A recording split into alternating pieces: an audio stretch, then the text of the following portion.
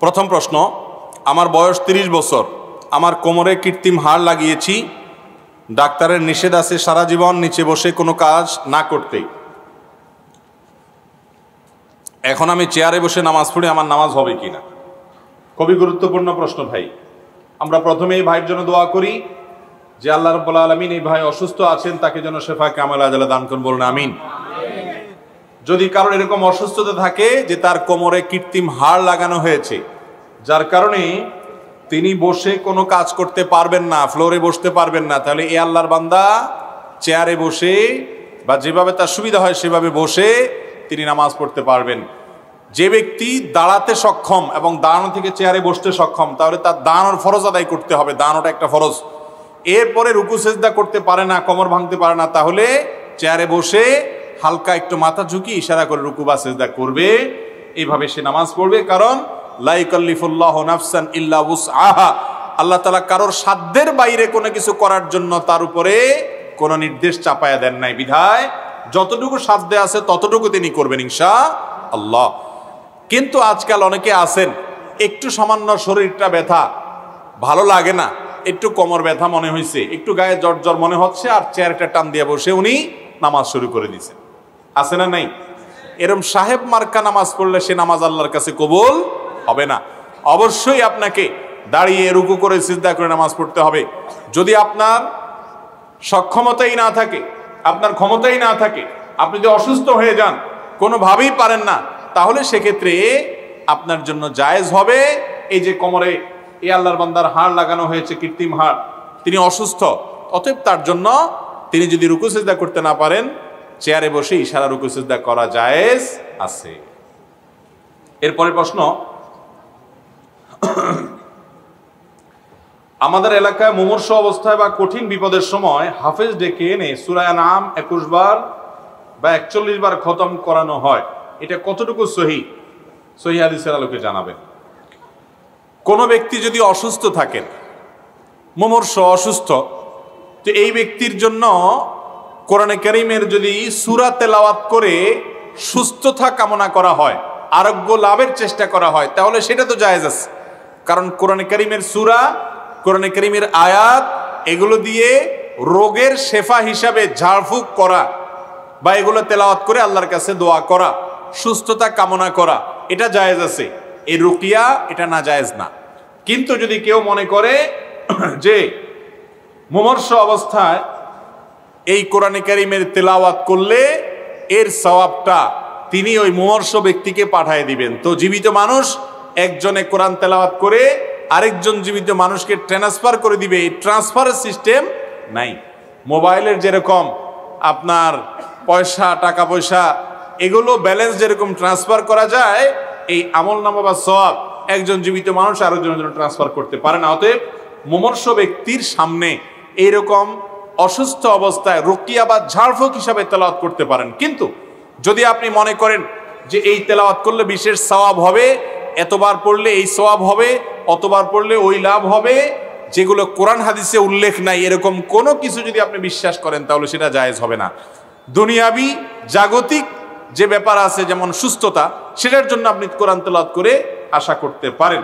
তবে এই ক্ষেত্রে আমরা জানি যে কোরআন খতম করার, কোরআন পড়ার জন্য একটা ব্যবসায়িক ব্যাপার সেবার হয়ে গেছে আজকাল, যে টাকা পয়সা দিলে কিছু লোক পড়ে দেয়। কোরআনে কারীমের তেলাওয়াত, দোয়া, এগুলো যার যারটা শেষে করবেন, এটাই হলো শরিয়ার মূল ফরম্যাট। অন্যের কাছ থেকে দোয়া চাইতে পারেন, কিন্তু তাই বলে এটার জন্য ভাড়াটিয়া লোক ঠিক করে তারা টাকা নিয়ে নিয়ে সব জায়গায় পড়ে পড়ে দিয়ে আসে, এই সিস্টেম মুহাম্মদ রাসূলুল্লাহ সাল্লাল্লাহু আলাইহি সাল্লামের শেখানো সিস্টেম না। কথা কি বুঝাতে পারছি? এরপরে প্রশ্ন হলো, যদি কোনো সৎ ন্যায়পরায়ণ সহজ সরল ব্যক্তিকে শুধুমাত্র হেনস্থা, কটূক্তি ও হেয় প্রতিপন্ন করার উদ্দেশ্যে সামাজিক যোগাযোগ মাধ্যমে কোনো ব্যক্তি বা সম্প্রদায় ইচ্ছাকৃতভাবে বিভিন্ন উস্কানিমূলক পোস্ট দেয়, তাদের উদ্দেশ্যে কিছু বলবেন? ভাইরা আমার, তরুণরা আজকাল আমরা যারা ফেসবুক প্রজন্ম আছি, ফেসবুক প্রজন্ম, ইউটিউব প্রজন্ম, টিকটক প্রজন্ম, টুইটার প্রজন্ম, ইনস্টাগ্রাম প্রজন্ম, যে প্রজন্ম হাতে আজকাল প্রচুর পরিমাণে সোশ্যাল মিডিয়া, এই সোশ্যাল মিডিয়া প্রজন্মের লোকদের জন্য, তরুণদের জন্য ভালো কাজ করার যেরকম অপার সম্ভাবনা আছে, আল্লাহর কাঠগড়ার অনেক বড় আসামি আল্লাহর কাঠগড়ার আসামি হওয়ার ভয়ও অনেক আছে। কারণ ফেসবুক, ইউটিউব এবং এই সমস্ত সোশ্যাল মিডিয়াগুলো আমাদের যুবক ভাইরা যারা আছেন, আপনাদেরকে বিশেষভাবে বলছি, আপনাদের অনেকের জন্য এগুলো হয়ে গেছে নিছক বিনোদনের একটা প্ল্যাটফর্ম। কিভাবে মজা করবেন, কিভাবে রসিকতা করবেন, কিভাবে আনন্দ বিনোদন করবেন, এ হলো চিন্তা। ভালো কথা, আপনি এখান থেকে রসিকতা করেন, আনন্দ বিনোদন করেন, এটা নাজায়েজ না। কিন্তু আপনার রসিকতা করতে গিয়ে যদি অন্য কোনো মানুষকে আক্রমণ করেন, কারোর চরিত্র হনন করেন, কারোর অধিকার নষ্ট করেন, তাহলে শরীয়তের দৃষ্টিকোণ থেকে আপনি অপরাধী হয়ে গেলেন। আমরা অনেকে, বিশেষ করে যারা ফেসবুক ইত্যাদি দিয়ে সোশ্যাল মিডিয়াতে অনেক বেশি সক্রিয়, এই লোকগুলোকে দেখা যায় তারা এই ব্যাপারে তাদের কোনো বাজ বিচার নাই, এই ব্যাপারে তাদের কোনো সেন্স নাই, হুঁশ নাই, মাথা কাজ করে না, তারা টেরই পায় না যে তাদের নিজের অজান্তে তারা কাবিরা গুনাহ করে ফেলছে। ধরুন কথার কথা, একজন মানুষ তিনি কোনো ভুল করেছেন, তার ভুলটা নিয়ে আপনি ট্রলবাজি করতেছেন, আপনি মজা করতেছেন, আপনি মিম বানাচ্ছেন, আপনি তার ওইটা নিয়ে আপনি রোস্টিং ভিডিও বানাচ্ছেন, সমালোচনা করতে গিয়া তার চরিত্র হনন করছেন, তার নামে বাজে ট্যাগ দিচ্ছেন, তার ছবিকে বিকৃত করে একটা পোস্ট বানাইতেছেন, তাকে ব্যঙ্গ করে বিভিন্ন কথা বলতেছেন, তার ব্যক্তিগত বিষয় নিয়ে সন্দেহমূলকভাবে নানা রকমের আপত্তিকর ট্যাগ দিচ্ছেন, মন্তব্য করতেছেন, হাহা করছেন, মজা করছেন। ভাইরা আমার, কোনো মানুষের চরিত্র নিয়ে মজা করা এটা হারাম। কেমন হারাম? কোনো মানুষকে, নিরপরাধ মানুষকে হত্যা করা যেরকম হারাম, কাউকে নিয়ে এরকম হাসি ঠাট্টা মজা করা, অপমান করা, তুচ্ছ তাচ্ছিল্য করা, অসম্মান করা, তার মর্যাদা হানি করা, এরকম হারাম এবং গুনাহের কথা। এটা আমার কথা না। নবী করিম সাল্লাল্লাহু আলাইহি সাল্লাম বিদায় হজের ভাষণে বলেছেন, আজকের এই দিনটা যেরকম সম্মানিত, আজকের এই জায়গাটা যেরকম সম্মানিত, এই মাসটা যেরকম সম্মানিত, আরাফার ময়দানে দাঁড়িয়ে তিনি বলেছিলেন, ঠিক একই রকম তোমাদের প্রত্যেকের রক্ত এরকম সম্মানিত, একজন আরেকজনের রক্ত ঝরাতে পারবে না। তোমাদের প্রত্যেকের মর্যাদা, ইজ্জত, সম্মান এরকম সম্মানিত, কারোর ইজ্জত নষ্ট করা যাবে না। অতএব কোনো মুসলমানের ইজ্জত যদি আপনি নষ্ট করেন ফেসবুকে, একজনকে নিয়ে ট্রল করতেছেন, সব বন্ধু মিলে, সব দোস্ত মিলে, হয়তো বেচারা ভুল করেছে, ভুল করলে তার গঠনমূলক সমালোচনা অবশ্যই করতে পারেন। বিশেষ করে বয়সে যারা তরুণ, তাদের কাছে মনে হয় এইরকম পাগলামি ছাগলামি করা, এরকম উল্টাপাল্টা করা, এটা বোধহয় আমাদের রাইট। ভাইরা আমার, মানবিক মূল্যবোধ আজকাল হারিয়ে গেছে। একজন 12, 14, 16 বছরের কিশোর কিংবা 17, 18 বছরের তরুণ, তার কাছে বয়সে তার বাপের সমান অথবা তার চাইতে হয়তো বড়, এরকম মানুষকে নিয়েও অনেক বাজে মন্তব্য আমরা করছি। সবচেয়ে লজ্জা লাগে যখন ইসলামের নাম দিয়া, ইসলামের লেবাস পরে ফেসবুক ইত্যাদিতে দেখা যায় কথার কথা কোনো নায়িকা, তিনি হারামে লিপ্ত, অশ্লীলতায় ডুবে আছেন, সমাজের অনেকের নষ্টের কারণ হয়ে আছেন, তাই বলে তাকে নিয়ে আপনি বাজে মন্তব্য করলেন, তার মনে আঘাত দিয়ে অযথা তাকে খোঁচাখুচি করলেন এবং গালিগালাজ করলেন। আপনি মনে করতেছেন আপনি ইসলামের খেদমত করতেছেন, অথচ এগুলো ইসলামের খেদমত হতে, আপনি গঠনমূলক সমালোচনা করেন, আপনি তাকে নসিহত উপদেশ করেন, কিন্তু সেটা আপনি করছেন না। তরুণরা এবং আমাদের বয়সে যারা কিশোররা আছে, এদেরকে আমরা উস্কে দিচ্ছি। কিরকম উস্কে দিচ্ছি? তাদেরকে আমরা ভোগবাদী করে তুলছি। আপনি দেখবেন মা বাপ ছেলে মেয়ে যদি কোনো কিছু চায়, চাইতে দেরি আনতে দেরি না, ঠিক না ভাই? ঠিক, চাইতে দেরি আনতে দেরি না। প্রবাসে যদি বাবা থাকে, বিদেশে যদি থাকে, তো কোনো কথাই নাই, বাবা কি লাগবে শুধু বলো, মোবাইল একটা চাইলে 3টা দিতে রাজি। আর দেশে থাকলেও একই কথা। ছেলে মেয়েকে বাবা মারা এখন দিতে দিতে দরকারের চাইতে আরো বেশি দিচ্ছে, যার কারণে তাদের মধ্যে ত্যাগ তিতিক্ষা করা, স্যাক্রিফাইস করা, মানবিক মূল্যবোধ থাকার যে একটা ব্যাপার আছে, সেটা আজ তরুণদের মধ্যে নাই, হারিয়ে গেছে। ভাইরা আমার, এটা খুবই খারাপ জিনিস। এর সবচেয়ে বড় সাফার হবে ওই তরুণ, ওই কিশোরের মা বাপ নিজেরা। কারণ সে তো ত্যাগ শিখে নাই তার বাপ মার কাছ থেকে, সে তো ভোগ শিখছে, শুধু বাপ মা তারে ভোগ করা শিখাইছে, স্যাক্রিফাইস শিখাই নাই। এই জন্য বাপ মার জন্য ত্যাগ করাও সে জানবে না। আজ ঘরে ঘরে দেখা যায় যে আমাদের ছেলে মেয়েরা মা বাবার কথা শোনে না। কেন কথা শুনবে? কারণ মা বাবা তো তাদেরকে শুধু ভোগ শিখাইছেন, ত্যাগ শিখান নাই। মুরব্বীদের জন্য যে স্যাক্রিফাইস করতে হয়, ছাড় দিতে হয়, এটা তো যুবকরা আজকাল ভুলে গেছে। আমাদের বাংলাদেশের মানুষের যে ঐতিহ্য ছিল, মুসলমান হোক আর হিন্দু হোক, সব ধর্মের মানুষের একটা কমন ঐতিহ্য ছিল যে বয়সে ছোটরা বয়সে বড়দেরকে মর্যাদা দিত। কিন্তু আজ ফেসবুক প্রজন্মের মধ্যে এই জিনিসটা দেখা যায় না। এবং ফেসবুকে যে ট্রলবাজি, কে কাকে নিয়ে ট্রল করছে, লোকটা কে, আর যেই হোক না কেন একজন মুসলমান, একজন মানুষ, তার মর্যাদাহানি আমি করতে পারি না, কিন্তু শয়তান আমাদেরকে দিয়ে করাচ্ছে। অনেক সময় দেখবেন যার সাথে আপনার মনের মিল নেই, আপনি হয়তো এক গ্রুপের ইসলামে দল করেন, আরেক গ্রুপের ইসলামে কোন একটা গ্রুপের সমর্থক বা নেতা তার ছবিরে ব্যঙ্গ করে, তার নামে কটূক্তি করে, তাকে নিয়ে হাসাহাসি করে আপনি মনে করতেছেন আপনি দ্বীনের খেদমত করছেন। এই লোকগুলোর সম্পর্কে আল্লাহ বলেছেন যে কুল হাল নুনাব্বিউকুম বিল আখসারিনা আমালা, আমি কি তোমাদেরকে বলে দিব এমন লোকদের কথা যারা অনেক কষ্ট করতেছে এবং এই কষ্ট করে তারা আল্লাহর কাছে কোনো পুরস্কার পাবে না।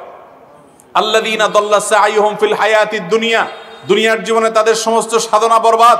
ওয়াহুম ইয়াহসাবুনা আন্নাহুম ইহসিনুনা সুনআ, অথচ তারা মনে করতে তারা সওয়াবের কাজ করতেছে, ইসলামের কাজ মনে করে, সেবা মনে করে। আল্লাহকে খুশি করার জন্য একজন নায়িকাকে গালি দিলেন ফেসবুকে, সওয়াব হবে না গুনাহ হবে?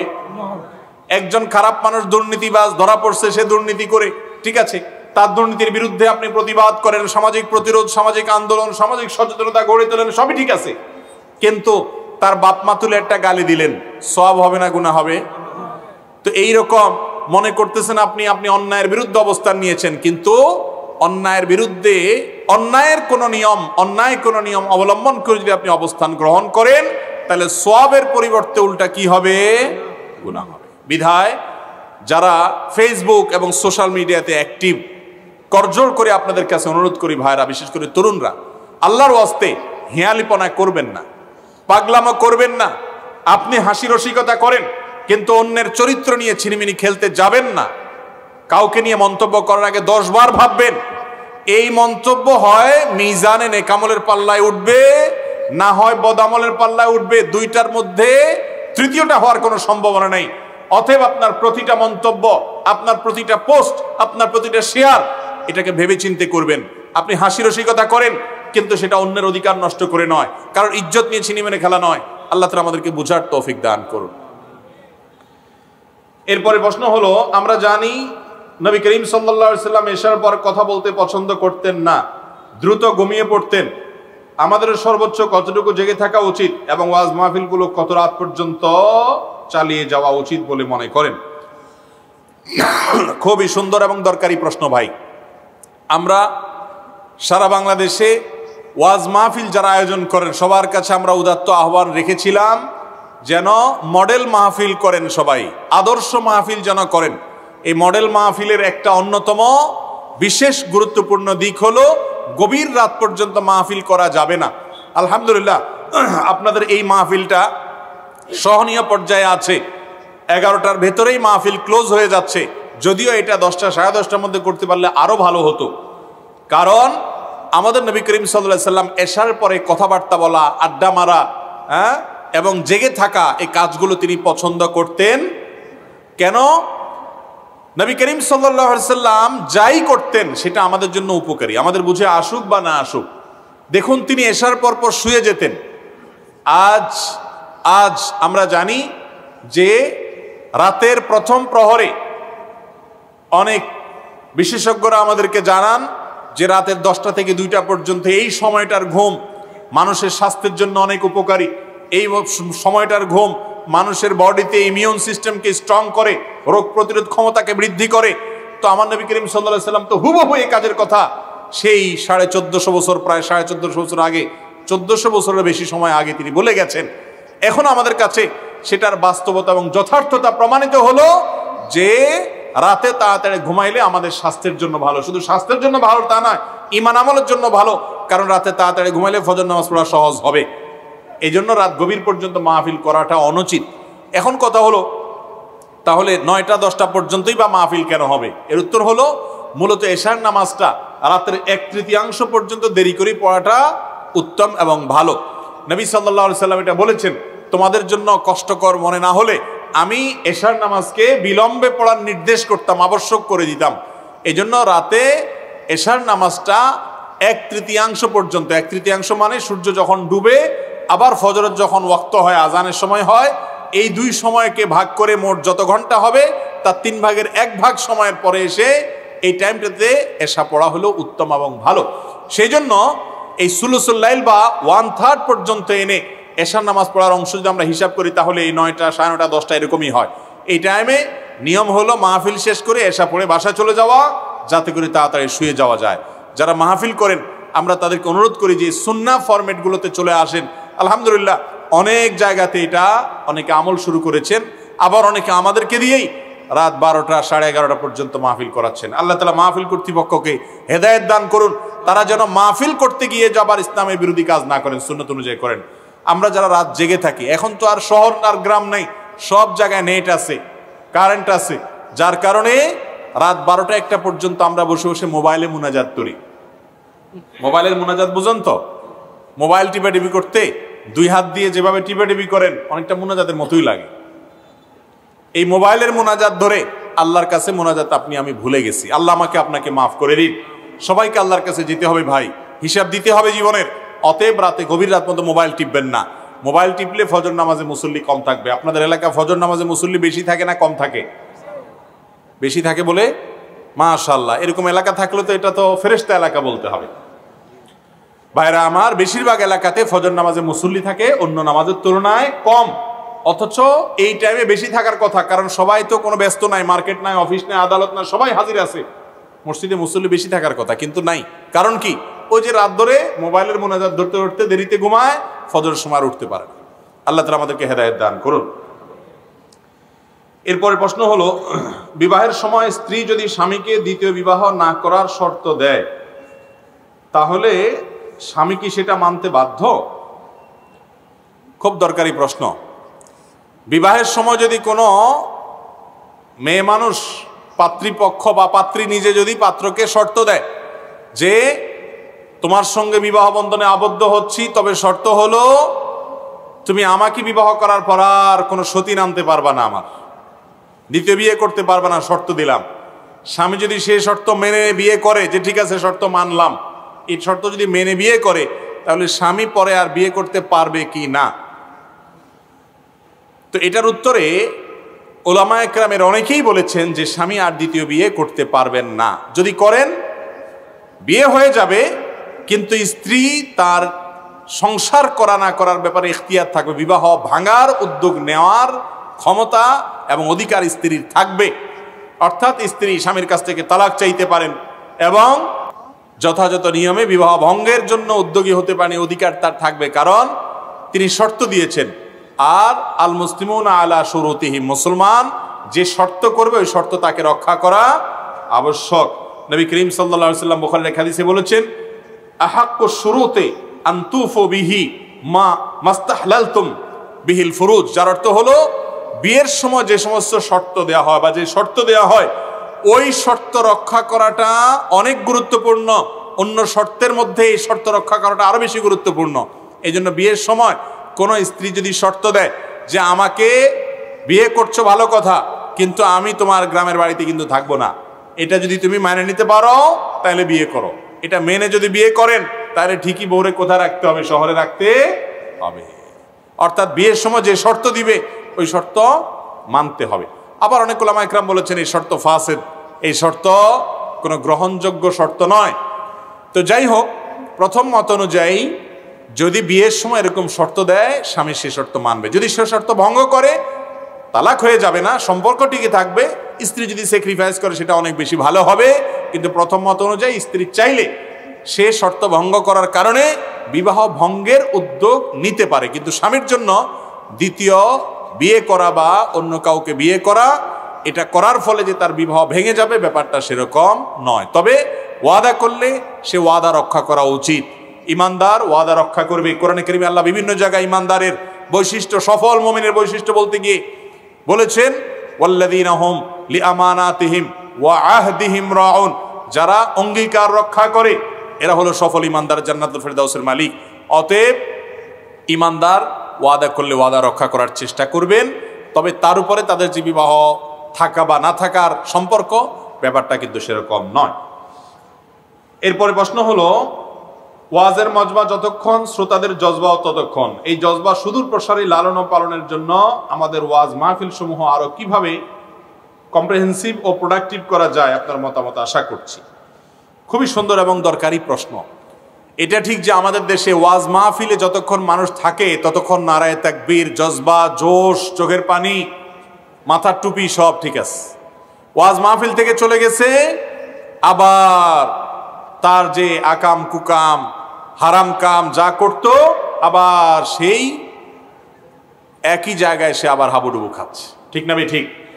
এগুলোর অন্যতম একটা কারণ হলো ওয়াজ মাহফিলগুলো থেকে আমরা হেদায়েত পাচ্ছি না। ওয়াজ মাহফিলগুলো বেশিরভাগ বক্তারা চেষ্টা করেন মাহফিলগুলোকে জমানো বুঝেন, হাসানো কাঁদানোর কিচ্ছা কাহানি বিভিন্নভাবে অঙ্গভঙ্গি করে মানুষকে ধরে রাখা, জমায় রাখা, এই চেষ্টা করে। এই চেষ্টা খুব কম বক্তা করে যে আমি যতক্ষণ কথা বলবো কোরআন হাদিস থেকে মানুষের জীবনে নেওয়ার মতো, শেখার মতো কথা যেন বলতে পারি। আরেকটি কারণ আছে, সেটা হলো যে বক্তা যখন ইখলাস তার মধ্যে না থাকে, তিনি যখন কথা বলেন দুনিয়ার আশায়, তখন তার ওই কথা থেকে হেদায়েতের সম্ভাবনা অনেক কম থাকে।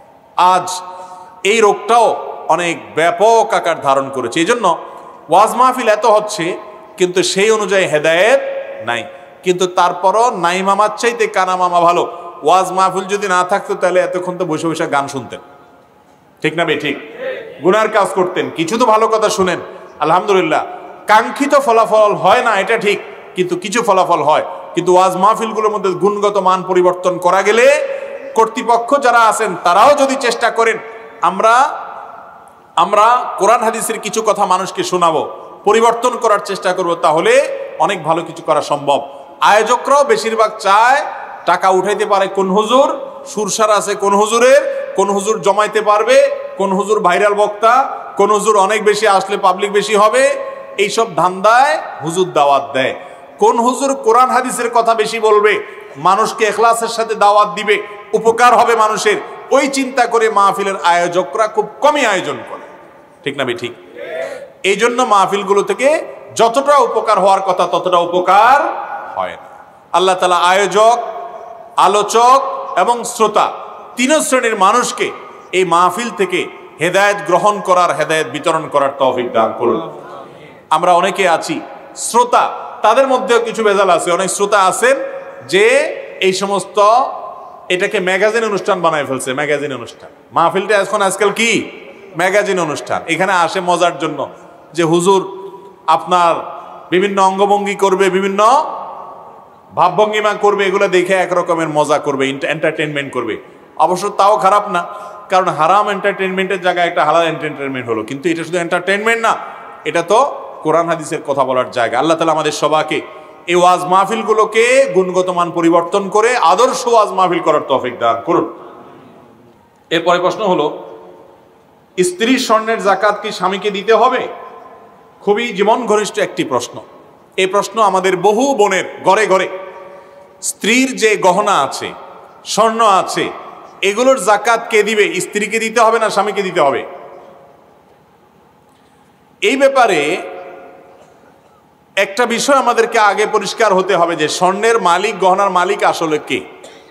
এটার উত্তর যদি জানা যায় তাহলে যাকাত কে দিবে সে উত্তর দেওয়া সহজ হবে। আমাদের দেশে মহিলাদের প্রতি এত অবিচার আমরা করি, এত জুলুম আমরা করি, নামাজি কালামি মুসলমানরাও, অন্যদের কথা তো বটেই, যে মেয়েদের সম্পদ কি সেটা পরিষ্কার করে তাদেরকে বুঝাই দেই না। অনেক স্বামী আছেন যে তারা স্ত্রীকে স্বর্ণ দেন, গহনা দেন, প্রবাসী আছেন সেখান থেকে স্বর্ণ পাঠান, বিয়ের সময় স্বর্ণ দেন। এই স্বর্ণের মালিক কে সেটা আসলে পরিষ্কার থাকে না। বলে কেন পরিষ্কার থাকে না? কারণ হলো, স্ত্রীকে আপনি গহনা দিলেন, এরপরে আপনার যখন টাকার দরকার হয়েছে আপনি বলতেছেন যাও তোমার গলার হারটা দাও। কি করবা?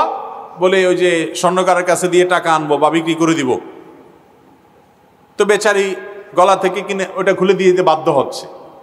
এই দৃশ্য আমাদের দেশে আছে না নাই? এমনকি স্বামীর মা স্বামীর বোন বা যে কেউ পরিবারের, তারা চাইলেই তার গহনা নিয়ে যেতে পারতেছে, সে অধিকার মনে হচ্ছে তাদের আছে। এরকম একটা অবস্থা আছে না আমাদের দেশে? তাহলে এই স্বর্ণের মালিকটা কে? একটা হতে পারে যে স্বামী এটার মালিক, তিনি তার স্ত্রীকে ব্যবহারের জন্য দিয়েছেন, যে ঠিক আছে তুমি এই স্বর্ণ ব্যবহার করো, আমার যখন লাগে আমি নিয়ে নিব, তোমাকে মালিক বানাই দেই নাই, শুধু ব্যবহার করতে দিলাম। এরকম যদি হয় তাহলে তো এটা দান করা হলো না। মোহর হিসাবে যদি আপনি স্ত্রীকে স্বর্ণ দেন, তাহলে সেটা মালিক কে হবে? স্ত্রী হবে। ওইটা তো আপনি নিতে পারবেন না। আপনি নিতে হলে স্ত্রীর কাছে নরম হয়ে আবেদন করতে পারেন, আবদার করতে পারেন, চাইতে পারেন যে তুমি যদি দয়া করে তোমার স্বর্ণটা দাও, আমার বিপদে পড়েছি, আমি তোমার স্বর্ণ বিক্রি করে আমি বিপদ উদ্ধার হয়ে আবার তোমার এটা আমি পরিশোধ করে দিব, তুমি ধার দাও, এটা আমি চাইতে পারেন আপনি। আর আপনি চাওয়ার পর স্ত্রী দিবে কিনা সেটাও তার অধিকার আছে। সে যদি বলে না তুমি আবার কখন টাকা পয়সা কামাইতে পারবা না পারবা, আমি দেব না, তুমি অন্যভাবে সারো, সে অধিকারও স্ত্রীর আছে। এটা বলার পরে যদি স্ত্রীর প্রতি আপনি কোনো প্রকার জুলুম না করেন, ভুল না বুঝেন, অন্যায় আচরণ না করেন, তাহলে আপনি আদর্শ মুসলমান, আপনি আসল মুসলমান। আর যদি ওইটা বলার পরে স্ত্রীর প্রতি আপনি চড়াও হন, তাহলে আপনি 2 নম্বর মুসলমান। কথা কি বুঝাইতে পারছি? এখন আমাদের দেশে বউরে যদি বলে যে তোমার স্বর্ণটা বিক্রি করে দাও, আমার বিদেশ থেকে ভিসা আসছে, টাকা দিতে হবে, আমি বিদেশে গেলে আবার তোমারে কিনে দেব। বউ যদি বলে না তুমি পরে কিনতে পারো না পারো, তোমারটা তুমি বুঝো, আমি স্বর্ণ আমারটা দেব না, কি বলেন? ওই বউ ওই সংসারে ভাত খাইতে পারবে? আল্লাহ আকবার। বেশিরভাগ সংসারে আগুন ধরে যায়, বলবে বাবারে ডেঞ্জারাস মহিলা, স্বর্ণ চাইছি সে দেয় নাই। অথচ যদি আপনি তাকে মোহর হিসাবে দিয়ে থাকেন, এটার মালিক সে আপনাকে দিবে না দিবে এই এখতিয়ার তার। শরীয়ত সম্পদের ব্যাপারে প্রত্যেকের অ্যাকাউন্ট এবং হিসাব আলাদা আলাদা করার কথা বলে। অতএব স্ত্রীর গহনার মালিক কে? স্ত্রী। আপনি যদি তাকে গহনা দেওয়ার সময় এই নিয়ত করেন যে মালিক না, তোমাকে ব্যবহার করতে দিলাম, তাহলে সেক্ষেত্রে আপনাকে পরিষ্কার করতে হবে যে তোমাকে আমি ব্যবহার করতে দিলাম, আমার যখন দরকার আমি বিক্রি করব। তো এই জন্য স্ত্রীর গহনার জাকাত কে দিবে এটা নির্ভর করে যে এই স্বর্ণের মালিক কে। যারা মহিলারা স্বর্ণের মালিক আছেন, 7 ভরির বেশি স্বর্ণ আছে, আপনারা আপনাদের স্বামীদেরকে জিজ্ঞাসা করবেন যে স্বর্ণ টর্ণ দিছ, বাপের বাড়ি থেকে দিলে তো উনি মালিক, ওটা তো জিজ্ঞেস করার দরকার নেই। যদি স্বামী দিয়ে থাকে জিজ্ঞেস করবেন তুমি যে দিছ এগুলা কি তোমার না আমার, কথা পরিষ্কার করো। এই পুরুষ ধরা পড়ে গেছে, আমতা আমতা করবে, আমতা আমতা বলবে না মানে তোমার আমার তো একই, বলবে না কাহিনী করবে না, কোনো কাহিনী নেই, সাফ সাফ বলো এটা কি তোমার না আমার। আমাকে যদি দিয়ে থাকো তাহলে আমি মালিক, আমি যা ইচ্ছা তা করবো, আমার মনে চায় বিক্রি করে ফেলো, মনে চাইলে আমার বোনকে দিয়ে দিব, ভাইরে দিয়ে দিব, ফেলে দিব, আমার ব্যাপার, অধিকার আমার। আর যদি তোমার হয়ে থাকে, আমাকে ব্যবহার করতে দিছো মনে হয়, তাহলে তো আরেক জিনিস, তাহলে জাকাত তুমি দিবা, কারণ তুমি মালিক। কথা বুঝতে পারছি? তাহলে স্ত্রীর গহনার জাকাত কে দিবে? গহনার মালিক যে, জাকাত সে দিবে। কথা কি বুঝতে পারছি? তো এই জিনিসটা পরিষ্কার করতে হবে যে স্বামী কি মালিকানা ধরে রাখছে না ছেড়ে দিছে। ছেড়ে দিছে তাহলে স্ত্রী সেটার মালিক হবেন এবং তাকে সেটার জাকাত দিতে হবে। যদি জাকাতের নেশা পরিপূর্ণ হয় 7 ভরি বা তার চেয়ে বেশি যদি হয়, তখন সবগুলোর বাজার মূল্য ধরে 2.5% হিসাবে জাকাত দিতে হবে। এরপরে প্রশ্ন হলো, কালো জাদু বিষয়ে পরিত্রাণের জন্য আপনার কাছে কিছু দিক নির্দেশনা আশা করি। আসলে আমি অনেকদিন ধরে নিজেকে অসুস্থ বোধ করছি। এর মধ্যে আমি স্বপ্নেও দেখছি আমাকে জাদু করা হয়েছে। স্বপ্নের মধ্যে জানানো হয়েছে নির্দিষ্ট স্থান থেকে জাদুর উপকরণটি তুলে ফেলতে। আর বিষয় সম্বন্ধে আপনার কাছে কিছু নির্দেশনা আশা করি। ভাইরা আমার, আমাদের দেশে একটা মহামারী চলছে এবং এই মহামারীটা শহরে গ্রামে সর্বত্র, শহরে আরো বেশি। সেটা হলো ঘরে ঘরে, জনে জনে এখন জাদুগ্রস্ত মানুষ এবং জিনের, দুষ্ট জিনের প্রভাবে প্রভাবিত অসুস্থ মানুষ। এই মানুষগুলোর সংখ্যা এত বেশি বেড়েছে যে কল্পনা করাও যায় না। শহরে বিশেষ করে বিভিন্ন জায়গায় এবং কি সোশ্যাল মিডিয়াতে আপনারা দেখবেন তান্ত্রিক, কবিরাজ, অমুক তমুক এই সমস্ত অ্যাডভার্টাইজ এখন মোড়ে মোড়ে, পিলারে পিলারে, বিভিন্ন জায়গায় জায়গায়। এই লোকগুলোর কাজই হলো কুফরি কালাম করা, জাদু করা। দেখুন, জাদুর মাধ্যমে মানুষকে ক্ষতিগ্রস্ত করা, দুষ্ট জিন লাগিয়ে দিয়ে মানুষকে ক্ষতিগ্রস্ত করা, এই জিনিসটা দিনের আলোর মতো পরিষ্কার। যারা এই পরিস্থিতির মুখোমুখি হয়েছেন তারা জানেন যে এটাকে যারা অস্বীকার করেন তারা এক বোকার স্বর্গে বাস করছেন, কারণ তারা বাস্তবতাকে অস্বীকার করেন। জিনে ধরা রোগী যারা দেখেছেন, এ রোগীর কাছে থেকেছেন, তারা জানেন যে জিনের অস্তিত্ব দেখা না গেলে কি হবে, মানুষের উপরে সওয়ার হলে দিনের আলোর মতো পরিষ্কার হয়ে যায় যে জিন সওয়ার হয়েছে। পৃথিবীর কোনো ডাক্তারের ক্ষমতা নেই, কোনো চিকিৎসা বিজ্ঞানের ক্ষমতা নেই ওই জাদুগ্রস্ত ব্যক্তিকে সুস্থ করার অথবা জিনে ধরা রোগীর জিন তাড়ানোর। কোরআনে কারীমের অলৌকিকতা, কোরআনের প্রতি ঈমান আনার জন্য একটা পয়েন্ট যথেষ্ট। আমি সবসময় বলি আল্লাহর প্রতি ঈমান আনার জন্য একটা পয়েন্ট যথেষ্ট, সেটা হলো জাদুগ্রস্ত ব্যক্তিকে যখন আল্লাহর কালাম পড়ে ঝাড়ফুঁক করা হয়, জিনে ধরা রোগীকে আল্লাহর কালাম পড়ে যখন ঝাড়ফুঁক করা হয়, সাধারণত এই ধরনের রোগীগুলো কোরআনের তেলাওয়াত সহ্য করতে পারে না। আমি এর আগেও বিভিন্ন সময় বলেছি যে আমি এমন রোগী দেখেছি কোরআন তেলাওয়াত এবং আজান শুনলে তার শরীর বাঁকা হয়ে যায়, পা এরকম বাঁকা হয়ে যায়, একবারে ধনুকের মতো বাঁকা হয়ে যায়, এরকম ভয়াবহ অবস্থা। এবং কোরআন তেলাওয়াত শুনলে পাগলের মতো হয়ে যায়, টিকতে পারে না, অস্থির হয়ে যায়। এরকম রোগী আজকাল ঘরে ঘরে। এর অন্যতম প্রধান কারণ হলো যে এই যে জাদু মন্ত্র এবং কুফরি কালাম করা মানুষগুলো ছড়ায় গেছে সমাজে। আমি তো মনে করি প্রশাসনের উচিত এই সমস্ত তান্ত্রিক কবিরাজগুলোকে ধরে ধরে সবগুলোকে বিচারের মুখোমুখি করা, কারণ এগুলো স্বামী স্ত্রীর মধ্যে গন্ডগোল লাগানো, মানুষের জীবনকে তছনছ করা, জাদুগ্রস্ত করা এবং এই ধরনের পরিস্থিতির শিকার করা মানুষকে এই কাজগুলো তারা করে যাচ্ছে, মানুষের ক্ষতি করছে। এটা এক ধরনের ক্রাইম, এটা এক ধরনের অপরাধ, সাধারণ কোনো অপরাধ না। ইসলামী শরিয়াত দৃষ্টিকোণ দিয়ে এই ধরনের অপরাধীদেরকে ইসলামী আদালত মৃত্যুদণ্ড দেওয়ার কথা বলেছেন নবী করিম সাল্লাল্লাহু আলাইহি ওয়াসাল্লাম। এই জন্য জাদুগ্রস্ত কোনো মানুষ যদি জাদুগ্রস্ত হন, কোরআন তেলাওয়াত শুনলে তিনি সহ্য করতে পারেন না।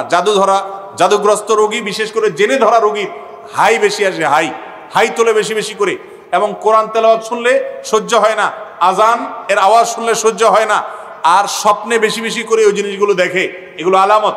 এগুলো যখন দেখবেন কোরআনে কারীমের সূরা বাকারা বেশি বেশি তেলাওয়াত করবেন, তেলাওয়াত শুনবেন, বাসায় হাই ভলিউমে তেলাওয়াত চালায় রাখবেন, যতটুকু ভলিউম সহ্য করতে পারেন কমপক্ষে ততটুকু ভলিউমে তেলাওয়াত চালু করে রাখবেন। ইনশাআল্লাহ এই সমস্ত জাদু দুষ্ট জিনের আক্রমণ থেকে রক্ষা পাবেন। আর এর পাশাপাশি সূরা ইখলাস, সূরা ফালাক, সূরা নাস, এগুলো হলো জাদুর জন্য সবচাইতে বড় মহৌষধের কাজ করে জাদুর রোগীর জন্য। নবী করিম সাল্লাল্লাহু আলাইহি সাল্লাম আমাদের রাসূল সাল্লাল্লাহু আলাইহি সাল্লামকে লাবিদ ইবনে আসম নামে এক কপাল পড়া এক দুষ্ট মানুষ জাদু করেছিল। নবী করিম সাল্লাল্লাহু আলাইহি সাল্লামকে সে জাদু করার ফলে তিনি অসুস্থ হয়ে পড়েছেন, এত অসুস্থ হয়ে পড়েছেন যে তাকে সুস্থ করার জন্য কোনো রোগ বালাই দূর করার জন্য ডাক্তার কবিরাজ দেখায় কোনো ট্রিটমেন্ট করে কোনো উপকার পাওয়া যাচ্ছিল না। তখন আল্লাহ রাব্বুল আলামিন ফেরেশতা পাঠিয়ে সূরা ফালাক, সূরা নাস, সূরা ইখলাস এই সূরাগুলো নাজিল করেছেন এবং এগুলোর মাধ্যমে ট্রিটমেন্ট করেছেন। এজন্য জাদুগ্রস্ত ব্যক্তিকে ফু দেওয়া, এগুলা পড়ে পড়ে এগুলো তেলাওয়াত বেশি বেশি করা, এবং যারা কোরআন হাদিসের আলোকে ঝাড়ফুঁক করে, কুফরি কালাম করে না, এরকম মানুষের কাছে গিয়ে কোরআন হাদিসের আলোকে ঝাড়ফুঁক গ্রহণ করবেন। আল্লাহ তাআলা জাদুগ্রস্ত মানুষ, জিনে ধরা মানুষগুলোকে সুস্থতা দান করুন। কিছু মানুষ আছে দেখবেন কোনো অসুখ বিসুখ নাই কিন্তু বিছানায় পড়ে গেছে, কোনো কাজ করতে পারে না, বাসার বাইরে যেতে পারে না। ডাক্তাররা সাধারণত দেখে বলে দেয় মানসিক রোগী।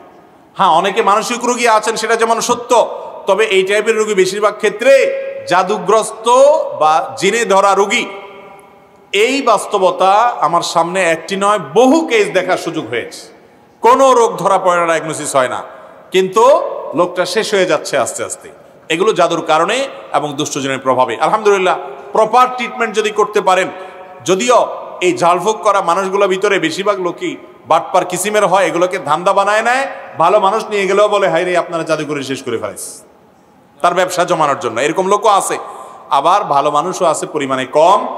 তো যারা জাদুগ্রস্ত বা জিনে ধরা রোগী এরকম নিজেকে মনে হয় কোনো রোগ ভালো হচ্ছে না, কোনো ট্রিটমেন্টে কোনো ডায়াগনোসিস হচ্ছে না, রোগ নির্ণয় হচ্ছে না, তাহলে চেষ্টা করবেন যে কোনোভাবে এই কোরআন হাদিসের ঝাড়ফুঁক নেওয়ার। আল্লাহ তাআলা আমাদের সবাইকে হেফাজতে রাখার থাকা তৌফিক দান করুন। এরপরে প্রশ্ন হলো, আমি একজন কলেজ পড়ুয়া ছাত্র, কিছুদিন আগেও আমি মুভি, গান প্রভৃতি দেখতে অভ্যস্ত ছিলাম। আল্লাহর রহমতে এখন এসব ত্যাগ করতে সক্ষম হয়েছি, কিন্তু ইদানিং ইসলামিক তুর্কি ওয়েব সিরিজ যথাক্রমে সুলতান সুলেমান, আর্তুগ্রুল গাজী, ক্রুলুস ওসমান ইত্যাদি সিরিয়াল দেখতে আসক্ত হয়ে গেছি। এ বিষয়ে শরীয়তের বিধান জানতে চাই। ভাইরা আমার, ইসলামের ইতিহাস জানা অনেক গুরুত্বপূর্ণ। কিন্তু ইসলামের ইতিহাস জানতে গিয়ে যদি আপনি ফিল্ম দেখতে হয়, আর সে ফিল্মে যদি নারী পুরুষ সমান তালে অভিনয় করে এবং পর্দাহীনতা থাকে, অশ্লীলতা থাকে, সেখানে যদি মিউজিক থাকে, সেখানে যদি হারামের উপাদান থাকে এবং সেটা দেখতে গিয়ে যদি আপনাকে হারাম জিনিস অবশ্যই দেখতে হয়, অ্যাভয়েড করার সুযোগ না থাকে, তাহলে ইসলামের ইতিহাস জানার নাম করে সেরকম ফিল্ম দেখা জায়েজ হওয়ার সুযোগ নাই। এটা ঠিক যে মুসলমানদের ইতিহাস আমাদেরকে জানতে হবে, সেগুলোর জন্য যদি এরকম ফিল্ম তৈরি করা হয় যে ফিল্মে হারাম কোনো উপাদান নাই, তাহলে সেগুলো দেখা জায়েজ আছে। এবং এ ধরনের ফিল্ম যেগুলোতে হারাম উপাদান নাই, যেগুলো মানুষ দেখতে পারে হালাল, যেগুলোতে মিউজিক থাকবে না, নারী পুরুষের মিশ্রণ এবং পর্দাহীনতার যে ব্যাপারটা সেটা যদি না থাকে, তাহলে সেরকম ফিল্ম দেখা জায়েজ আছে এবং সেটা বানানো জায়েজ আছে। কিন্তু এরকম ফিল্ম দেখার নাম করে, ইসলামের ইতিহাস জানার নাম করে ফিল্ম দেখলে সেটা গুনাহ হবে সওয়াবের পরিবর্তে। এরপরে প্রশ্ন হলো, আমাদের দেশে অনেক আলেম জাদুটোনা তাবিজ দেয়, এটা কোরআন হাদিস দ্বারা কতটুকু যুক্তিসঙ্গত? খুবই সুন্দর প্রশ্ন। অনেক মসজিদের ইমাম সাহেব আছেন, অনেক আলেম সাহেব আছেন, অনেক মুয়াজ্জিন সাহেব আছেন, অনেক হুজুর সাহেব আছেন, ইয়া লম্বা দাড়ি, লম্বা জুব্বা, সবই ঠিক আছে, কিন্তু ওনার কাছে গেলে আপোষের তাবিজ দেয়, আবার বিচ্ছেদের তাবিজ দেয়, আবার আপনার একজন আরেকজনের পিছনে শত্রুতা উদ্ধারের তাবিজ দেয়। আছে না নাই? এই মানুষগুলো এই অপকর্ম যে করছে নিজেরাও জানে না যে দাড়ি টুপি অথবা ইসলামী লেবাস পোশাক পরেও তিনি যে হারাম কাজে লিপ্ত তিনি নিজে জানেনও না। কোনো মুসলমানকে কারোর ক্ষতি করার জন্য সহযোগিতা করা কি জায়েজ না না জায়েজ? সওয়াবের কাজ না গুনার কথা? তাহলে হারাম কাজ কবিরা গুনাহ যে হুজুর করেন, সে হুজুর করলেও সেটা কি হবে? কবিরা গুনাহ হবে। কোন মসজিদের ইমাম যদি এরকম কোন তাবিজ কবজ দেয়, এরকম কোন কায়ে কারবার করে, তাহলে সেই রকম ইমামকে নসিহত করতে হবে।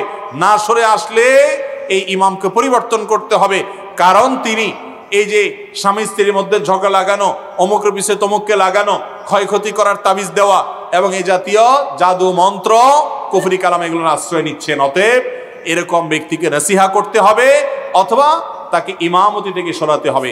আল্লাহ তাআলা আমাদের যারা এই সমস্ত কাজে লিপ্ত না জেনে তাদেরকে হেদায়েত দান করুন, আমিন। এরপরে প্রশ্ন হলো, বিড়াল, কুকুর, পাখি বা কবুতর পালা যাবে কিনা? বিড়াল পালা তো যাবে, এতে কোনো সন্দেহ নাই, কারণ নবী করিম সাল্লাল্লাহু আলাইহি সাল্লাম বিড়াল সম্পর্কে বলেছেন, ফাইন্নাহা মিনাত তাওয়াফিনা আলাইকুমাত তাওয়াফাত, বিড়াল তোমাদের বাসা বাড়িতেই থাকে, এই জন্য তার ঝুঁটাকে তিনি হারাম করেন নাই। বিড়াল যদি কোনো কিছুতে মুখ দেয়, তাহলে কুকুর মুখ দিলে যেরকম হারাম হয়ে যায়, নাপাক হয়ে যায়, বিড়াল যদি মুখ দেয়, বিড়ালের ঝুঁটা কি হয় না? নাপাক হয় না। এই জন্য বিড়াল পালা জায়েজ আছে, বিশেষ করে ইঁদুরের উপদ্রব থেকে বাঁচার জন্য, কিংবা এমনি আদর করে আপনি বিড়াল পালেন, কোনো অসুবিধা নেই। আপনারা সবাই জানেন একজন সাহাবী ছিলেন, নাম হলো আবু হুরায়রা, নাম শুনছেন না? রাদিয়াল্লাহু তাআলা আনহু। ওনার নাম কিন্তু আসলে আবু হুরায়রা ছিল না, ওনার নাম ছিল প্রসিদ্ধ মত অনুযায়ী আব্দুর রহমান। আরো অনেকগুলো মত আছে ওনার নাম নিয়ে, কিন্তু ওনার নাম পরে আবু হুরায়রা উঠে গেছে। কিভাবে? ওনার একটা বিড়াল ছিল, জামার হাতার ভিতরে এই বিড়াল ভরে অনেক সময় মসজিদে নিয়ে আসতেন। তো একবার নবী করিম সাল্লাল্লাহু আলাইহি ওয়াসাল্লাম তার ওই বিড়াল দেখে, তার সবসময় তার সাথে সাথে বিড়ালটা থাকে, এটা দেখে তাকে বললেন, ও বিড়ালের বাপ। আবু হুরায়রা মানে বিড়ালের বাপ। এরপর থেকে ওনার নাম হয়ে গেছে কি? বিড়ালের বাপ। আসলে কি তিনি বিড়ালের বাপ ছিলেন? এটা কথার কথা হয়ে গেছে, রাসূল আকরাম সাল্লাল্লাহু আলাইহি ওয়াসাল্লাম মজা করে বলেছিলেন। তো তারপর থেকে ওই নামে তিনি পরিচিত হয়ে গেছেন। তাহলে তিনি যেহেতু বিড়াল পালতেন, নবী সাল্লাল্লাহু আলাইহি ওয়াসাল্লাম দেখেও বরং রসিকতা করেছেন, কোনো নিষেধ করেন না। তাহলে বোঝা গেল আমাদের বাসা বাড়িতে বিড়াল পালা কোনো অসুবিধা নাই। কুকুর পালার ব্যাপারে তখনই জায়েজ হবে যখন কুকুরটা পালবেন আপনি পাহারাদারের কাজে, এবং সেটা বাসা বাড়ির ভিতরে না, সামনে তার থাকার জন্য আলাদা ঘর করে দিলেন, রাখলেন, খাবারের ব্যবস্থা করলেন। উদ্দেশ্য ঘেউ ঘেউ করবে, চোর ডাকাত আসলে আপনাকে অ্যালার্ম দিবে এবং পাহারাদারি করবে। পাহারাদারের জন্য কুকুর পালা জায়েজ আছে, শিকার করার জন্য কুকুর পালা জায়েজ আছে। আমাদের দেশ সহ পৃথিবীর সব দেশে বিভিন্ন আইন শৃঙ্খলা রক্ষাকারী বাহিনীরা তারা বিভিন্ন কুকুর পোষেন। সে কুকুরগুলো সিকিউরিটিতে তাদের হেল্প করে থাকেন এবং তাদেরকে প্রশিক্ষণ দেওয়া হয়ে থাকে, এগুলো সবগুলো জায়েজ আছে। কিন্তু বাসা বাড়িতে কুকুর পোষা, এটা ইসলামী শরিয়ার দৃষ্টিকোণ থেকে শখের বশে কুকুর পোষা, এটা জায়েজ নয়। আমাদের একটা বড় সমস্যা হলো, পশ্চিমাদেরকে কোনো কাজ করতে দেখলে আমাদের সমাজের কিছু মানুষ মনে করে ওই কাজটা করলে বোধহয় আমি একটু ভদ্র হইতে পারবো, একটু স্মার্ট হইতে পারবো, আধুনিক হইতে পারবো, জাতে উঠতে পারবো, আমাকে মনে হয় একটু শিক্ষিত লাগবে। এই জন্য ওরা যদি উল্টাপাল্টাও করে অন্ধের মতো সেটা গ্রহণ করে। আছে না নাই? নবী করিম সাল্লাল্লাহু আলাইহি সাল্লাম বুখারীর হাদিসে বলেছেন, লা তাদখুলুল মালাইকাতু বাইতান ফিহি কালবুন আও সূরা, যে বাড়িতে কুকুর থাকে, শখের বশে কুকুর পালে কেউ, সেই বাড়িতে আল্লাহর রহমত নিয়ে ফেরেশতা প্রবেশ করে না। তার নবী করিম সাল্লাল্লাহু আলাইহি সাল্লাম নিষেধ করেছেন। এবং কুকুরের মধ্যে কিছু কিছু কুকুর আছে শয়তানের সুরত ধরে আসে। আপনারা দেখবেন হাদিসে যেটা নিষেধ আছে ওইটা আরো বেশি করে। পশ্চিমারা বিড়ালও পালে, কিন্তু বিড়ালের চেয়ে কুকুরের সাথে দুস্তিটা একটু বেশি, কারণ হাদিসে নিষেধ আছে, এই জন্য শয়তান ওটা আরো বেশি করে করায়, ক্ষতিগ্রস্ত করতে চায়। মুসলমানের সন্তান কুকুরের গলায় একটা শেকল লাগাইয়া বিদেশি কুকুর কিনে সাথে হাঁটাতে হাঁটাতে নিয়ে যায় এবং খুব আদর কদর করে, মনে করে এর মাধ্যমে তিনি ভদ্র হয়ে গেছে। ওই পশ্চিমাদেরকে যা দেখে অন্ধের মতো মনে করে ওইটা অনুকরণ করলে সে ভদ্র হবে, তথাকথিত স্মার্ট হবে, আধুনিক আধুনিক দেখাবে। এরা হলো সবচাইতে বেশি পশ্চাৎপদ, এরা হলো সবচাইতে বেশি বিবেককে অন্যের গোলামি করে নিজেকে গোলামের জিঞ্জিরে আবদ্ধ করে ফেলেছে। মুসলমানের জন্য কুকুর শখের বশতে পালা জায়েজ নাই, তবে প্রয়োজনে বশতে পালতে পারেন। আর আল্লাহ সৃষ্টি হিসেবে তা খাবার দিবেন বা কোনো অসুস্থ হলে সেবা দিবেন, সেটা কোনো নাজায়েজ বিষয় নয়। তবে বাসা বাড়িতে পালা জায়েজ নয়, শখের বশত হারাম। আর পাখি যদি আপনি পালতে চান, কবুতর পালতে চান, যে সমস্ত পাখি বিশেষ করে কবুতর খাঁচায় পালা যায় তো পারেন, কোনো অসুবিধা নেই। আর যে পাখিগুলো খাঁচায় পালা যায়, খাঁচায় পালার মতো সেগুলো পালেন, যেমন টিয়া পাখি ইত্যাদি। কিন্তু যেই পাখি উড়ে বেড়ায় আপনি সেগুলোকে খাঁচায় বন্দি করে রাখছেন এবং এটা রেখে তাকে কষ্ট দিচ্ছেন, সেটা কিন্তু জায়েজ নয়। আর যেগুলো খাঁচাতেই পালার জন্য উপযোগী এই টাইপের, বাহিরে রাখলে বরং, ছেড়ে দিলে বরং সেগুলো মারা যাবে, তাহলে সেই রকম পাখি পালতে অসুবিধা নাই। এরপরে প্রশ্ন হলো, গর্ভাবস্থায় মিরকা মাছ খেলে নাকি গর্ভের সন্তান প্রতিবন্ধী হয়, বিষয়টা কতটুকু শরীয়ত সম্মত? সম্পূর্ণ কুসংস্কার, ভিত্তিহীন এবং ভুয়া। যত ফতোয়া এদেশে আছে ভুল ফতোয়া, যত বাজে ফতোয়া আছে, ভুল মাসআলা আছে, ফতোয়াবাজি আছে, এটা এদেশে দুই শ্রেণীর মানুষের বিরুদ্ধে প্রয়োগ করা হয়। এক হলো মসজিদের ইমাম সাহেবদের বিরুদ্ধে ফতোয়া দেখবেন একটু বেশি, দরকারেও বেদরকারেও সত্য ফতোয়া যা থাকে, ভুয়া ফতোয়া আরো বেশি থাকে। আর আরেকটা হলো মহিলারা, মহিলাদের বিরুদ্ধে যে কত ফতোয়া, মিরকা মাছ খেলে গর্ভের সন্তানের নাকি ক্ষতি হইতে পারে, তাইলে যেই বেটার ছেলে ওই বেটা খেলে ক্ষতি হবে না কেন? পুরুষ খাইতে পারবে কিন্তু মহিলার ব্যাপারে ফতোয়া। এরকম ভুল ফতোয়া, ভিত্তিহীন ফতোয়া অনেকটা আমাদের দেশে আছে। গর্ভাবস্থায় কোনো নারীর জন্য কোনো খাবার নিষিদ্ধ হবে তখন যদি বৈজ্ঞানিকভাবে ডাক্তারি গবেষণার মাধ্যমে প্রমাণিত হয়, অভিজ্ঞতার মাধ্যমে প্রমাণিত হয় যে এই খাবারগুলো গর্ভবতীর জন্য ক্ষতিকর, তাহলে সেটা খাওয়া যাবে না। কিন্তু মিরকা মাছের পর এরকম কোনো কথা নাই, অতএব এগুলো খাওয়াতে কোনো অসুবিধা নাই। এরপরে প্রশ্ন হলো, অনেক আলেম বলে থাকেন যে এক এক নামাজের পর এক এক সূরা পাঠ করার অনেক ফজিলত আছে, যেমন ফজরের পর সূরা ইয়াসিন, মাগরিবের পর সূরা ওয়াকিয়া, এশার পর সূরা মুলক। এগুলো কি সঠিক? ভাইরা আমার, এর মধ্যে মাগরিবের পরে হোক আর এশার পরে হোক রাত্রে সূরা মুলক পড়ার ফজিলত আছে। আর সে ফজিলত হলো রাতে সূরা মুলক পাঠ করলে, নিয়মিত পাঠ করলে ওই ব্যক্তির কবর আযাব মাফ হবে ইনশাআল্লাহ। এর বাইরে ফজরের পরে সূরা ইয়াসিন পাঠ করার বিষয়ে বিশুদ্ধ কোনো হাদিস বর্ণিত হয়নি। যে সমস্ত বর্ণনা এক্ষেত্রে পাওয়া যায় সূরা ইয়াসিনের কে কেন্দ্র করে, সেগুলো বিশুদ্ধতার মানদণ্ডে উত্তীর্ণ নয়, সহিহ নয়, বরং দাঈফ। আর মাগরিবের পর সূরা ওয়াকিয়া পাঠ করলে রিজিকের অনটন দূর হয়, এই মর্মে কিছু বর্ণনা পাওয়া যায়, সেগুলো সনদ নিয়েও অনেক মুহাদ্দিসগণ আপত্তি তুলেছেন, তবে বর্ণনা আছে। এরপরে প্রশ্ন হলো, যখন কোনো মানুষকে দাফন করা হয় এবং দাফন করা শেষ হলে দেখা যায় কোনো এক লোক এর মাধ্যমে কবরের উপর পানি দেয়, এটা কতটুকু শরীয়ত সম্মত? ভাই, কেউ মারা গেলে তার কবরের উপরে নিয়মিত পানি দেওয়ার বিশেষ কোনো ফজিলত নাই। তবে যদি কেউ বিশেষ উদ্দেশ্যে দেয় তাহলে সেটা তার উদ্দেশ্য সাধন হতে পারে, যদি কোনো দুনিয়াবি উদ্দেশ্যে দেয়। যেমন একটা গল্প আছে না, যে কোন মহিলা তার স্বামীকে মৃত্যুর আগে ওয়াদা করাইছে যে তুমি আমাকে কথা দাও, আমার মৃত্যুর পর যতদিন আমার কবর ভিজা থাকবে ততদিন তুমি শুকানোর আগ পর্যন্ত বিয়ে করবা না। স্বামী বলছে ঠিক আছে, ওয়াদা করলাম। তো স্বামী মারা যাওয়ার পর, ওই বউ মারা যাওয়ার পরে স্বামী এবার দেখে যে কবর আর শুকায় না, 2-4 মাস হয়ে গেছে কিন্তু তারপরও কবর শুধু ভিজাই থাকে। চিন্তা করলো ব্যাপারটা কি। পরে একদিন দীর্ঘ সময় পর্যন্ত দূর থেকে মনিটর করছে যে কোত্থেকে কবর ভিজে, পরে দেখে যে ওই মহিলার ভাইয়ে এসে কবরের উপরে পানি ফেলা দিয়ে যায় প্রতিদিন একবার করে। তো ধরে জিজ্ঞেস করছে ব্যাপারটা কি, বলে যে আপা আমাকে মরার আগে ওসিয়ত করে গেছে যে ভাই যতদিন আল্লাহ তোরে হায়াতে বাঁচায় রাখে প্রতিদিন আমার কবরের উপরে এক বালতি করে পানি ঢালবি। তো এখন কবরের উপরে পানি ঢালার যে কথা বলছেন, এরকম কোনো উদ্দেশ্যের জন্য যদি কেউ পানি ঢালে তার উদ্দেশ্য হয়তো হাসিল হতে পারে, সেটা আরেক জিনিস, কিন্তু শরীয়তের কোনো নির্দেশ না এটা যে কবরের উপরে নিয়মিত পানি ঢালতে হবে। এটা আমাদের নিজেদের মন গড়া, যদি শরীয়তের নামে আমরা করি সেটা ভুল হবে। মাঝে মধ্যে দেখা যায় যে মানুষকে কবর দেওয়ার পরে চারকুল পড়ে চারজন লোক কবরের চার কোণে চারটা করে গাছ রোপণ করে, এটা কতটুকু শরীয়ত সম্মত? এ ব্যাপারেও কোনো নির্দেশনা নবী করিম সাল্লাল্লাহু আলাইহি ওয়াসাল্লাম হাদিস থেকে আছে বলে আমাদের জানা নেই। কোনো নির্দেশনা নেই যে চারজন চার কোণায় দাঁড়াবে, চারটা খুঁটি ধরবে, চারটা গাছ ধরবে, তারপর সেটা লাগাবে, এরকম কোনো কথা নেই। তবে হ্যাঁ, কবরস্থানের উপরে গাছ লাগানো যেতে পারে। কবরস্থানের উপরে গাছ লাগাবেন, ঘাস লাগাবেন, ফুল লাগাবেন, এগুলোতে কোনো অসুবিধা নাই। কিন্তু যে চার কোণে চারজন দাঁড়াবেন এবং চারটা খুঁটি রোপণ করবেন, এরকম কোনো নির্দেশ হাদিস থেকে দেওয়া হয়নি। এরপরে প্রশ্ন হলো, আমার ভাই প্রবাসী, সেখানে সে যেই দোকানে কাজ করে সেই দোকানে হালাল ও হারাম খাবার দুইটাই আছে, এই টাকা আমি এবং আমার বাবা মা খেলে আমাদের জন্য হালাল হবে কিনা? দেখুন, যদি কারোর হালাল এবং হারাম দুই রকমের উপার্জন থাকে, কিছু টাকা হালাল কিছু টাকা হারাম, তাহলে দেখতে হবে বেশিরভাগ হালাল না বেশিরভাগ হারাম। যদি হারামের পরিমাণ বেশি হয় তাহলে সেটা খাবেন না, আর যদি হালালের পরিমাণ বেশি হয়, হারাম কম থাকে, তাহলে খেতে পারেন, কিন্তু সেটা অ্যাভয়েড করতে পারলে, না খেতে পারলে ভালো, তাকওয়ার দাবি। আর যদি কেউ এরকম বড় ভাই বা বাবা তিনি উপার্জন করেন, আপনি ছোট এখন উপার্জন করেন না, উপার্জনের সুযোগ নাই, তাহলে আপনি তার অধীনস্থ হিসাবে আপনার জন্য সেটা খাওয়া জায়েজ হতে পারে। বিকল্প উপার্জনের পথ খুঁজতে থাকবেন সেটা পাওয়ার আগ পর্যন্ত ওজর হিসাবে। এরপরে প্রশ্ন হলো, আমার আম্মুর আগে বিবাহ হয়েছে, সেখানে ডিভোর্স হয়েছে, এখন যেই জায়গায় বিবাহ হয় এই বাবার সামনে আমি পর্দা করতে হবে কিনা? সম্ভবত কোনো বোন প্রশ্ন করেছেন।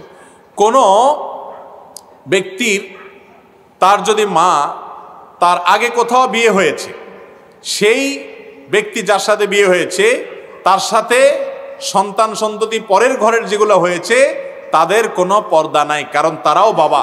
মায়ের স্বামী যেই হবেন, সেটা নিজের আপন বাবা না হোক, তিনি পর বাবা, সৎ বাবা কিন্তু বাবা, অতএব তার সাথে কোনো পর্দার বিধান নাই। কোনো মহিলার বিয়ের পর হয়তো তার স্বামী মারা গেছেন, এরপর তিনি আরেক বিয়ে বসেছেন অন্য কোনো পুরুষের কাছে, তাহলে যে পুরুষের সাথে বিয়ে বসেছেন তার যে স্বামী মারা গেছেন ওই স্বামীর ঘরের যদি মেয়ে থাকে, এই মেয়েরা ওই ভদ্রলোক যার সাথে তিনি পরে বিয়ে বসেছেন তার সাথে দেখা দিতে পারবে, দেখা দিতে কোনো অসুবিধা নাই। আমাদের দেশে স্বামী মারা গেলে মহিলারা অন্য জায়গায় বিবাহ বসতে পারে না, কারণ আপনারাই বাধা দেন, ঠিক না? ঠিক, সমাজের লোকেরা বাধা দেন। এটা খুবই জঘন্য একটা অপরাধ, ভালো করে জেনে রাখেন, খুব বড় ধরনের একটা গুনাহের কথা। কোনো বিধবা, কোনো মহিলা তার স্বামী মারা গেলে বা তালাক হয়ে গেলে তাকে যদি কেউ বিবাহ করে এই জন্য যে এই বেচারির এখন আশ্রয় দরকার, তাহলে সে আল্লাহর কাছে সওয়াব পাবে ইনশাআল্লাহ। আর সমাজের মানুষ যদি সেটাকে দোষণীয় মনে করে, তাহলে সেক্ষেত্রে সেটা অনেক বেশি অন্যায় কথা, গুনাহের কথা। বিধায় সাবধান থাকতে হবে। আল্লাহ তাআলা আমাদেরকে বুঝার তৌফিক দান করুন। কোনো বিধবা মহিলা বিয়ে করতে চাইলে সমাজের মুরব্বী যারা আছেন আপনাদের কাছে করজোড় করে বলে যাই, তাকে আপনারা সাহায্য করবেন এবং ওই মহিলার বিয়ের জন্য আপনারা উদ্যোগী হবেন। কেউ যদি বাজে কথা বলে তাকে থামাবেন, কারণ একজন মহিলা অথবা পুরুষ তার জীবন সঙ্গী গুরুত্বপূর্ণ বিষয়, দরকার হয়, তার একাকী জীবন যাপন করা কঠিন হয়, অনেক সময় সমাজে নানা রকম বিপত্তির মুখে পড়তে হয়, অভিভাবকের প্রয়োজন হয়, সঙ্গীর প্রয়োজন হয়। বিদায় কোনো মহিলার স্বামী মারা গেলে বা তালাক হলে তাকে বিবাহ দেওয়াটাকে খারাপ মনে করবেন না। খারাপ মনে করলে আপনি খারাপ হবেন এবং তাকে সাহায্য করবেন। বেশিরভাগ সন্তানদের আমি দেখি বাংলাদেশে, যে কথার কথা আপনার মা মারা গেছে, আপনার বাবার বয়স 50, 60, 65 এরকম, কিন্তু শারীরিকভাবে শক্ত বা দুর্বল যাই হোক, ভদ্রলোক হয়তো বিবাহ করতে চান কিন্তু ছেলে মেয়েদের ভয়ে বিবাহ করতে পারেন না। আছে না নাই? শুধু আসেনি, বরং ঘরে ঘরে ছেলে নামাজি, হুজুর, হয়তো দাড়ি টুপি আছে, হয়তো আলেমও, কিন্তু এটা সহ্য করে না যে বাপে অন্য কোনো মহিলাকে বিবাহ করুক। এই রোগটা আছে না নাই? মায়ের ক্ষেত্রে তো আরো বেশি, যে কারোর মা বিধবা হয়ে গেছেন, আপনার বাবা মারা গেছেন, আপনি সন্তান হিসাবে আপনার বাবা আপনার মাকে তালাক দিয়েছেন, অথবা অন্যায় করেছেন, অত্যাচার করেছেন, চলে আসতে বাধ্য হয়েছেন ভদ্র মহিলা, কিংবা মারা গেছেন, আপনি এখন আপনার মা যদি অন্য কারোর কাছে বিয়ে বসে আপনি খারাপ মনে করেন, এরকম সন্তান আছে না নাই? এই সন্তান হলো কুলাঙ্গার সন্তান, অমানুষ সন্তান, স্বার্থপর সন্তান, বেয়াদব সন্তান। কারণ কি জানেন? কারণ হলো আপনার বাবা আপনার মায়ের মৃত্যুর পর তার সঙ্গী দরকার হয়, একাকী থাকতে পারে না মানুষ, যখন বৃদ্ধ হয়ে যায় বিশেষ করে একাকী থাকাটা অনেক কষ্টের হয়, একটু সুখ দুঃখের কথা বলার জন্য মানুষ হয়, তার সঙ্গ দেওয়ার জন্য, তার সময় কাটাবার জন্য, তাকে বিয়ে দেওয়ার জন্য উদ্যোগী হওয়া আপনার দায়িত্ব। আপনি স্বার্থপর, আপনি সম্পদ নিয়ে চিন্তা করতেছেন, যদি আরেক জায়গায় বিয়ে দেই তাহলে সম্পদের ভাগ অন্যরা পেয়ে যাবে, ঠিক না বে ঠিক? তো যেই সন্তান বাপ জন্ম দেওয়ার পরে বাপের বিপদে বাপের সুখের কথা চিন্তা করতেছেন না, আপনি নিজেরটা চিন্তা করতেছেন, আপনি কুলাঙ্গার সন্তান নয় কি ভালো সন্তান? আল্লাহ তাআলা আমাদেরকে বুঝার তৌফিক দান করুন। দৃষ্টিভঙ্গি পাল্টাতে হবে ভাই, দৃষ্টিভঙ্গি পাল্টাতে হবে, তাহলে সমাজ ঠিক হয়ে যাবে, আলোকিত হবে। আল্লাহ আমাকে আপনাকে আমাদের সবাইকে তৌফিক দান করুন। মোহতারাম হাজিরিন, সময় অনেক হয়ে গেছে, আর এক দুইটা প্রশ্ন দিয়ে আমি শেষ করতে হবে। এরপরের প্রশ্ন হলো, আমার আব্বু অনেক টাকার মালিক কিন্তু সে যাকাত দেয় না। তো আমার প্রশ্ন হলো, আমার আব্বুর মৃত্যুর পরে তার টাকা থেকে বা আমাদের টাকা থেকে যাকাত হিসাব করে আগের টাকাগুলো থেকেও হিসাব করে দিলে কি আল্লাহ আব্বুর কবর আযাব মাফ করবে? অনেকের এই সমস্যা আছে, বাপে টাকার যাকাত দেয় না, এখন ছেলে হিসাবে আপনি যাকাত দিবেন কিনা?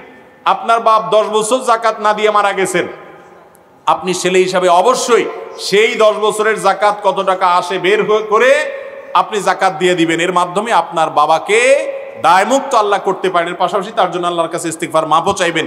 আশা করা যায় আপনার বাবাকে আল্লাহ রাব্বুল আলামিন মাফ করবেন। এরপরে প্রশ্ন হলো, আত্মহত্যা করা তো মহাপাপ, আর আল্লাহ তাআলা সকল মানুষের কার কিভাবে মৃত্যু হবে তা নির্ধারণ করে রেখেছেন। তাহলে একজন মুসলিম যখন আত্মহত্যা করেন, কি এমন কারণে আল্লাহ তাআলা তার জন্য আত্মহত্যার মৃত্যু নির্ধারণ করে রেখেছেন? এটা কি তার কোনো পাপের কারণে? ভাইরা আমার, কোন মানুষ কিভাবে দুনিয়া থেকে যাবে তাকদিরে লেখা আছে, তার বাইরে হবে না, তার ব্যতিক্রম হবে না। কিন্তু এর মানে এই নয় যে এটা তার তাকদিরে লেখা আছে দেখে তার কোনো দায় নাই, বরং তার দায় অবশ্যই আছে। তবে তার দায়টা হলো কি, সে কেন আত্মহত্যা করার জন্য উদ্যোগ নিয়েছে এবং তার যে ক্ষমতা আছে আত্মহত্যা করার জন্য যে পদক্ষেপগুলো নেওয়া সেগুলো সে কেন নিয়েছে, এজন্য তার শাস্তি হবে। বাকি তার সময় মতো মৃত্যু হয়েছে সেটা ভিন্ন বিষয়। আর তার জীবনে কি ঘটবে আল্লাহ রাব্বুল আলামিন জানেন, সেটা আল্লাহ তাআলা নির্ধারণ করে রেখেছেন। বিধায় তাকদীরকে দোষারোপ দেওয়া চলবে না, দোষারোপ করতে হবে নিজের কর্মকে, যে কেন সে ডিপ্রেশনের কারণে, পেরেশানির কারণে আত্মহত্যার পথ বেছে নিয়েছে, এজন্য তাকে শাস্তি ভোগ করতে হবে। কিন্তু তার মৃত্যু হলো কি হলো না সেটা সম্পূর্ণ আরেক বিষয়। এরপরে প্রশ্ন হলো, কবরের পাশে গিয়া বিনা ওযুতে দোয়া করা যাবে কিনা? কবরের পাশে জিয়ারত করার জন্য আপনি পাশ দিয়ে যাচ্ছেন, সালাম পেশ করবেন, এটা সুন্নাত, সওয়াব হবে। কবরবাসীকে সালাম দিবেন, শান্তির দোয়া করে যাবেন, তাতে কবরবাসীর উপকার হবে, আপনারও স্মরণ হবে মৃত্যুর কথা কবর জিয়ারত করলে। তো এই সালাম দেওয়ার জন্য অজু কোনো আবশ্যক না, বিনা অজুতে সালাম দিলেও আপনার কবর জিয়ারত হয়ে যাবে। তবে অজু অবস্থা করলে তো অবশ্যই ভালো। অতএব কবরের পাশ দিয়ে রাস্তা আছে, রাস্তা দিয়ে আপনি হেঁটে যাচ্ছেন, যাওয়ার সময় সালামুন আলাইকুম দারা কওম মুমিনিন, হে ঈমানদাররা যারা কবরে শায়িত আছে তোমাদের প্রতি শান্তি বর্ষিত হোক, ওয়া ইন্না ইনশাআল্লাহু বিকুম লাহিকুন, আমরা তোমাদের পরে চিরে আসতেছি, আমরাও কবরে আসবো এক সময়। এরকম দোয়া করা, সালাম দেওয়াটা সুন্নাত, এটার জন্য ওযু আবশ্যক নয়, ওযু ছাড়াও আপনি সালাম দিতে পারবেন, কোনো অসুবিধা নাই। আরেকটা প্রশ্ন, একজন মানুষ মারা যাওয়ার পর থেকেই ওর কবরের পাশে কুকুর কান্নাকাটি করে, মাটিও খনন করে ফেলতে চায়, এটার ব্যাখ্যাটা কি জানতে চাচ্ছি। কারোর কবরের কাছে যদি কুকুর গিয়ে ছটপট করে, অস্থির হয়, কান্নাকাটি করে, মাটি খুঁড়ে ফেলতে চায়, তাহলে কি কারণে আল্লাহ তাআলা ভালো জানেন।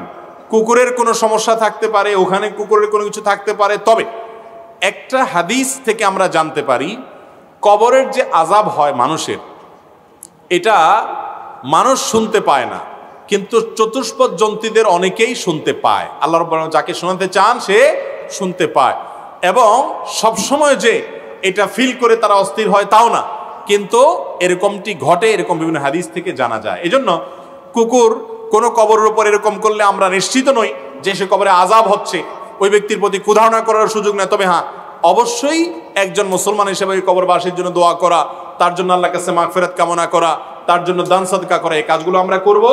সেই সাথে এর অন্য কোনো কারণ আছে কিনা সেটাও গবেষণা করে বের করার চেষ্টা করব। আল্লাহ তাআলা আমাদের সবাইকে কবরের আযাব থেকে বেঁচে থাকার তৌফিক দান করুন।